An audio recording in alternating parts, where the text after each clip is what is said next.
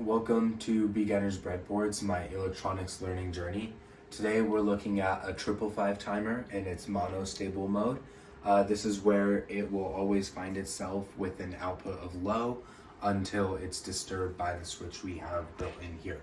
So in our diagram, everything is green is within the 555 timer, and that's part of the IC with its multiple different pins laid out here. And then everything in purple is what we built around it to show when the output conditions are met. So what happens regularly with this timer is it can power on in any state, but typically that state is when R is high and then S is low. And then once that happens, it will go back to the 0, 0 state where it'll keep the LED off, which we have here. But that's disturbed with this switch. When that switch is pressed, the second comparator will go to ground, and then that will set to high, and then reset will stay low, in which then the LED will glow. But when that state happens, this capacitor will start charging up, and then once it meets the threshold voltage of 3.33 volts, then reset will go back to high, set will go to low, at which then the capacitor will discharge through the 7th pin, and then the LED will stop glowing. We can change the amount of time the LED glows by using different values for the capacitor. Here we're using 1 microfarad and 3.3 microfarads.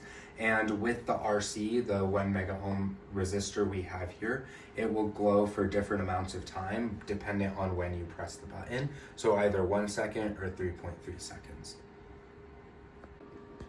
So here we have all of that built on the breadboard.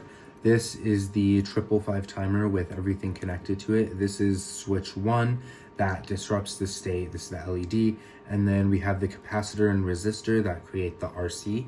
What we're measuring on the oscilloscope is the voltage in the capacitor. So when we press the button and the state is disturbed, the capacitor will start charging up until it hits the threshold voltage, until it'll discharge, and then the LED will go low again. So when we press the button, capacitor charges up, and only during that time does the LED glow.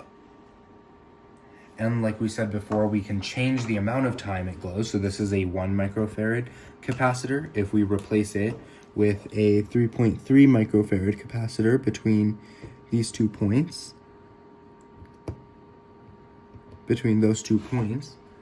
the LED will glow for a longer amount of time, and the capacitor will take a longer time to recharge, and then it'll just discharge.